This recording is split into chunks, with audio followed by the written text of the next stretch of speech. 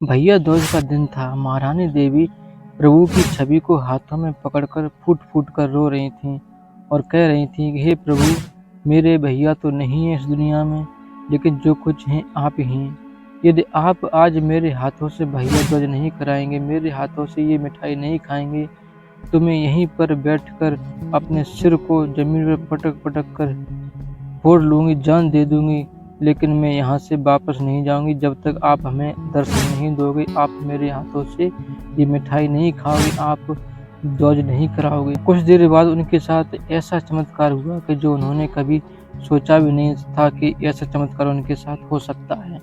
तो चलिए दोस्तों, पूरी कहानी क्या है, पूरी अपबीती क्या है, आज आपको बताते हैं।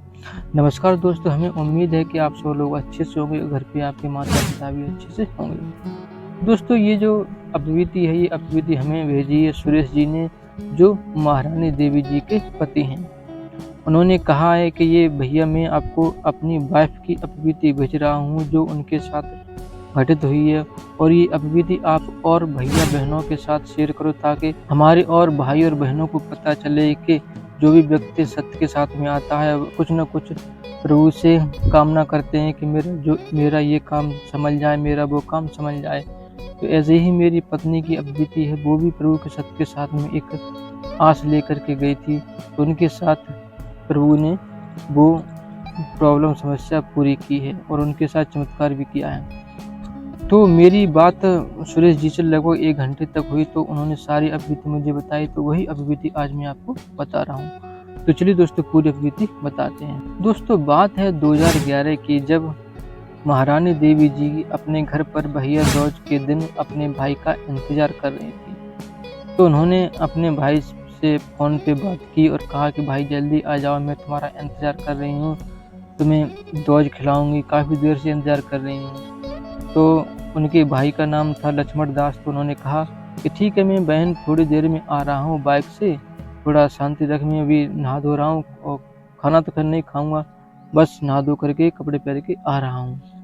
तो ऐसी बात हो गई और फिर थोड़ी देर बाद क्या हुआ कि लक्ष्मण दास अपने घर से नहा धो करके चल देते हैं। तो रास्ते में क्या है कि सड़क बन रही थी, यानी सड़क पे आपने देखा होगा कि जो सड़क बनती है तो उस वक्त क्या है ना कि डामर बहुत तेज़ी से जो है ना उस पे सड़क पे डाला जाता है और गिट्टी इस तरीके से रोलर चल रहा होता है।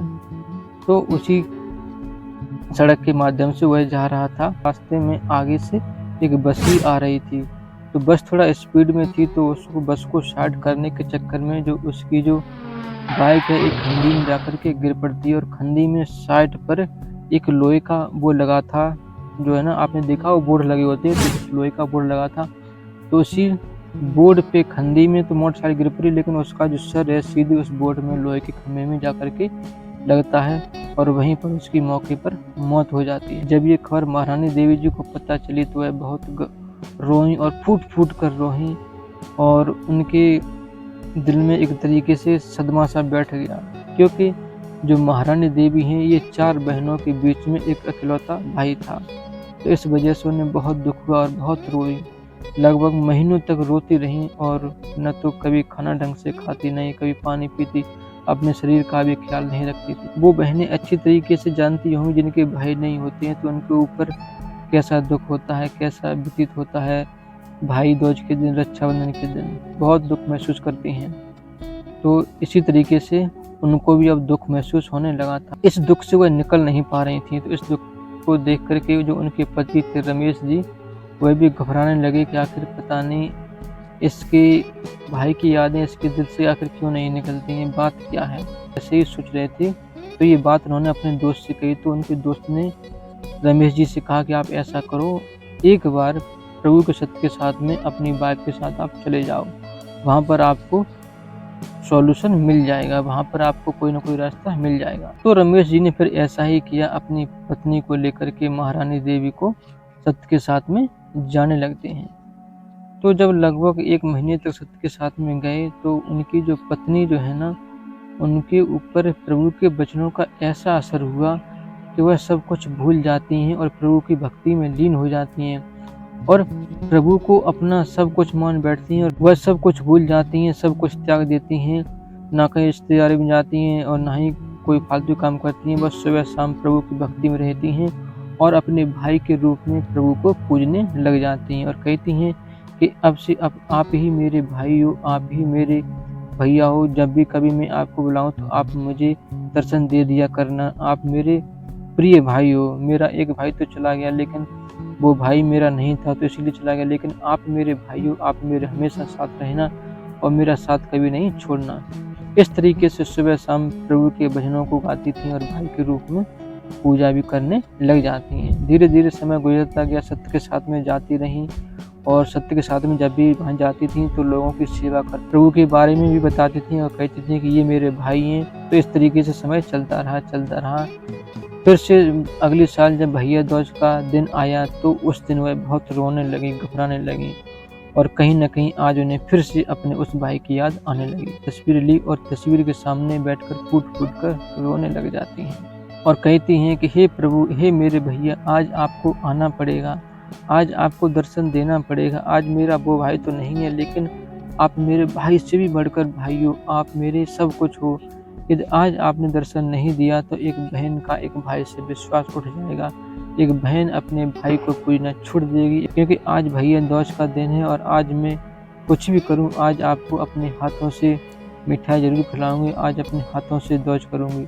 इस तरीके से वह सुबह से ही बैठ जाती हैं और छवि के सामने इस तरीके से बोल रही थीं और रोती ही जा रही थी। लेकिन महारानी देवी ने हार नहीं मानी और लगातार वह फूट-फूट कर रोती रहीं और अंत में उन्होंने एक शब्द यह भी लास्ट में बोल दिया कि हे मेरे भैया, हे मेरे प्रभु, यदि आज आपने मुझे दर्शन नहीं दिए, यदि आज आपने मेरे हाथों से दूज नहीं खाई तो मैं यहीं पर अपना सिर पटक कर जान दे दूंगी, लेकिन आपको आना पड़ेगा, चाहे कुछ भी हो जाए, लेकिन मैं यहाँ से उठूंगी नहीं, चाहे मेरी जान यहीं पर क्यों ना निकल जाए।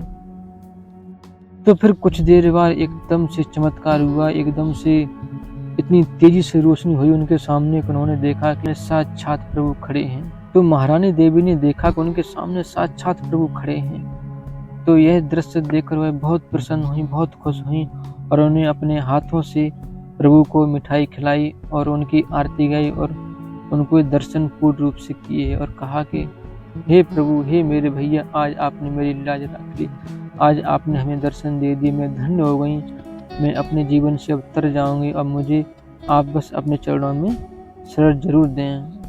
तो फिर कुछ देर बाद प्रभु वहाँ से चले जाते हैं। तो ये बहुत खुश हुई, बहुत प्रसन्न हुई और इतनी प्रसन्न हुई कि वह सारी बात उन्होंने जाकर के अपने पति को बताई। तो उनके पति भी बहुत खुश हुए।